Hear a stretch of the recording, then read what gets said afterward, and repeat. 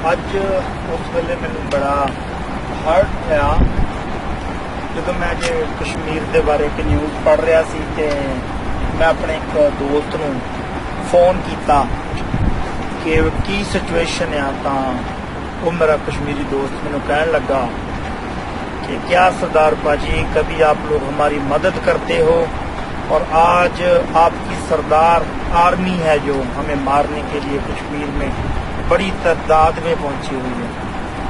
तो it was really sad. And जो भी माहौल है वो इंटरनेशनल लेवल पर जो मीडिया है वो कवरेज कर रहा है, और इंडिया से जितनी भी न्यूज़ आ रही हैं हम देख रहे हैं कैसे इन लोगों ने अमरनाथ यात्रा को स्टॉप कर दिया, टूरिस्ट को वापस बुला लिया, जो इनका जो बाल है वो वहाँ पर डेरा डाले हुआ है।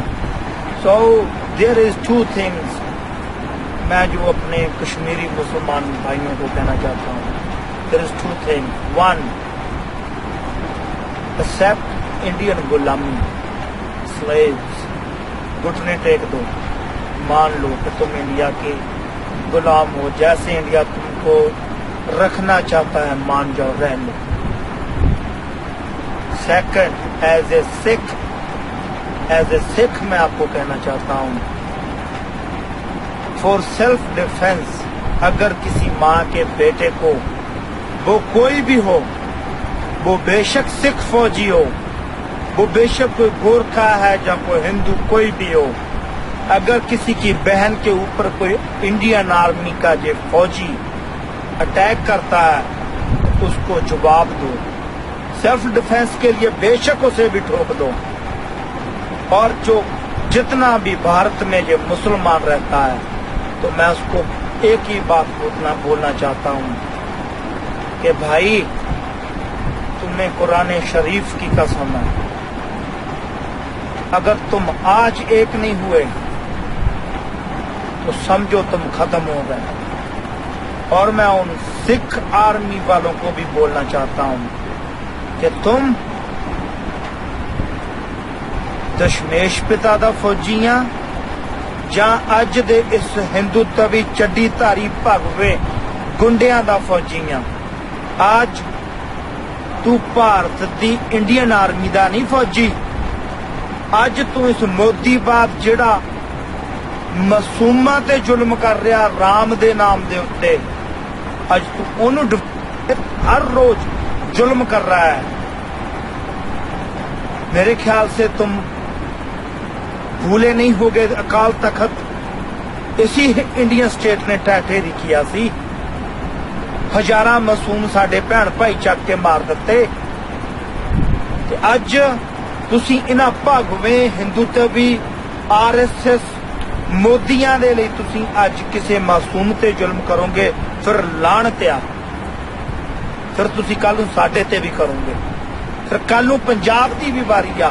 याद रखियो, याद रखियो। I just want to say to all Muslim in India and the world, get together. तुसी सारे इकट्ठे हो, वो जिथे भी जहां पर भी मुस्लिम है हिंदुस्तान में, अगर तुम लोग आज इकट्ठे नहीं हुए तो समझो तुम खत्म हो गए। छोड़ दो अपने लीडरों को, ये जितने भी लीडर हैं जो तुम्हारे खात्मे के लिए बने हुए हैं, जो भगवादारी चड्डीदारी मुस्लिम लीडर हैं, जो उनके हाथ ठोके हैं।